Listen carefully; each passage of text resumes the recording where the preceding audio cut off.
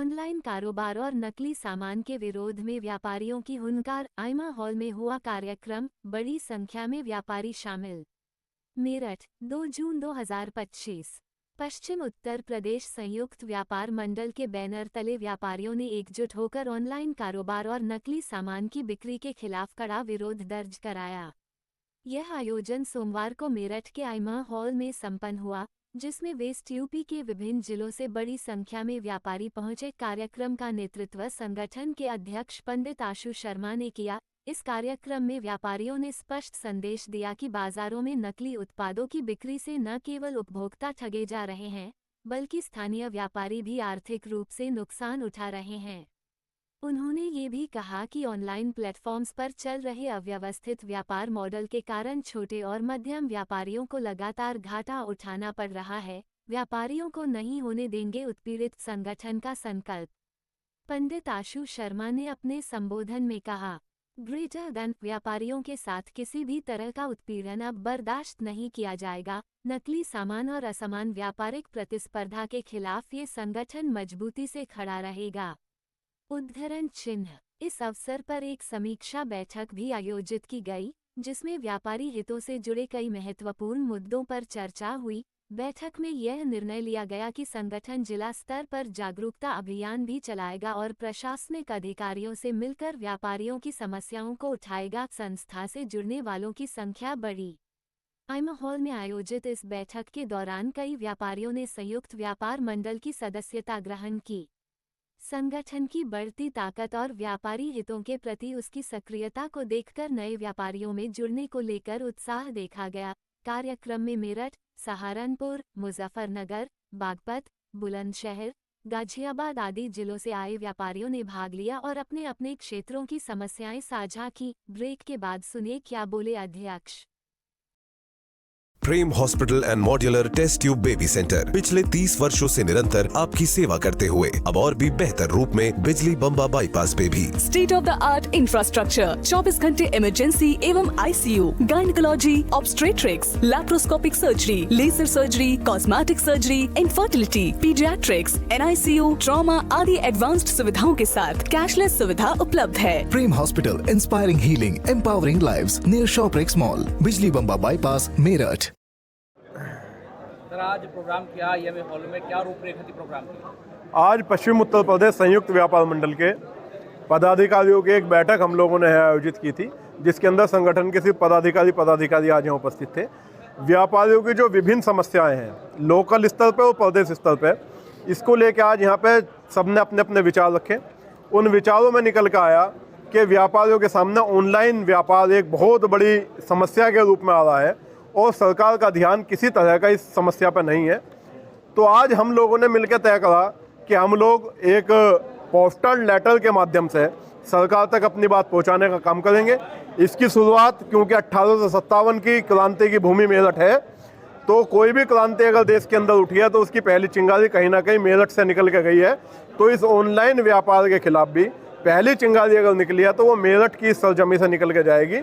और हम लोग पश्चिम उत्तर प्रदेश संयुक्त व्यापार मंडल के बैनर तले शहर के छोटे बाजारों से गांव के कस्बों तक जाएंगे और वहां के व्यापारियों से मिलके उनकी समस्या पोस्टल लेटर के माध्यम से प्रधानमंत्री और मुख्यमंत्री तक भेजने का काम करेंगे।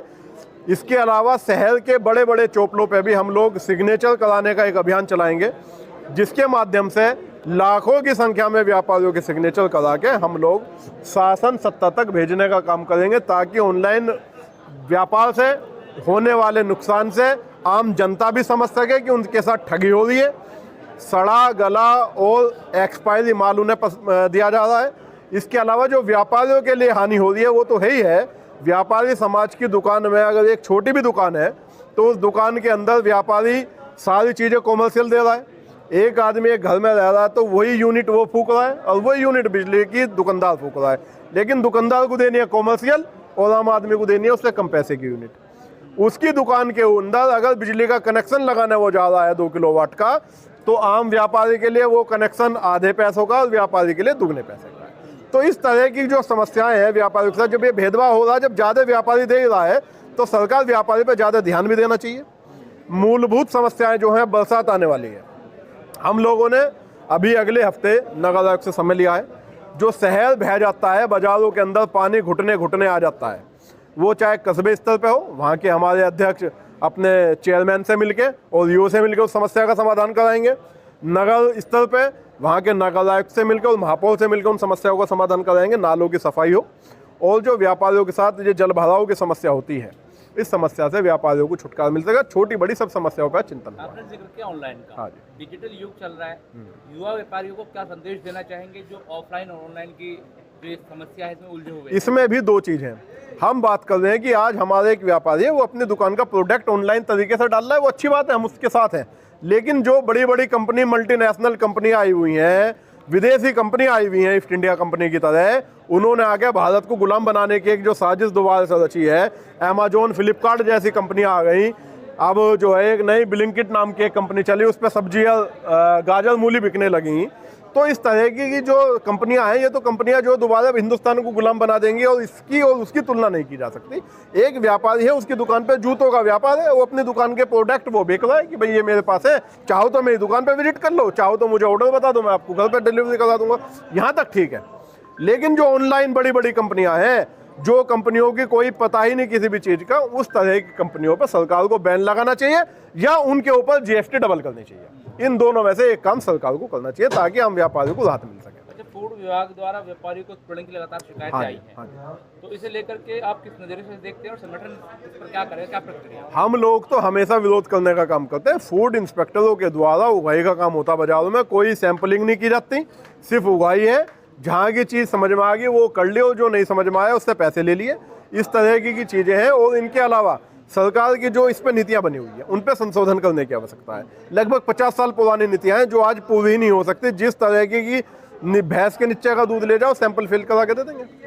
तो सरकार को उन नीतियों को बदलना पड़ेगा। 50 साल पहले भैंसें क्या खाती थी और आज यूरिया मिलके, केमिकल मिलके जो खिलाया जा रहा, तो वही वो दूध के रूप में देंगे। या जो भी प्रोडक्ट बाजारों में आ रहे हैं, अब जो कंपनी से आ रहा है उसमें दुकानदार की क्या गलती है भाई?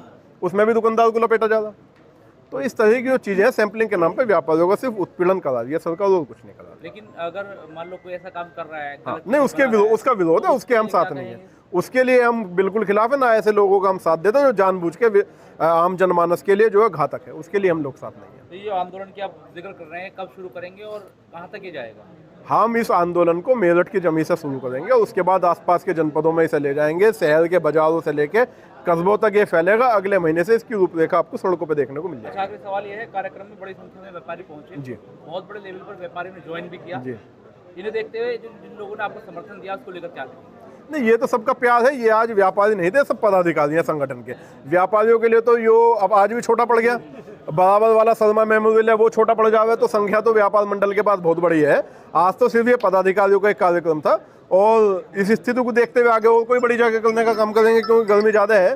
तो एसी हॉल है ये, तो यहाँ पे हम लोग निवेदन कर ले, ये हमारा सहयोग करते हैं डॉक्टर्स, तो यहाँ पे हो जाता है। अच्छा, व्यापारियों को एकजुट करने के लिए और संगठित रूप से आगे लाने के लिए संगठन क्या करेगा, क्या रणनीति? हम लोग व्यापारियों की छोटी छोटी समस्याओं पर काम करने का काम करते हैं। व्यापारी की थाने की समस्या हो, बिजली विभाग की समस्या हो, अगर हमारे किसी भी पदाधिकारी तक वो समस्या पहुंचती है तो हम लोग उसका समाधान कराने का काम करते हैं। और इन्हीं सब चीज़ों से ही व्यापारियों को हम लोगों ने जोड़ रखा है।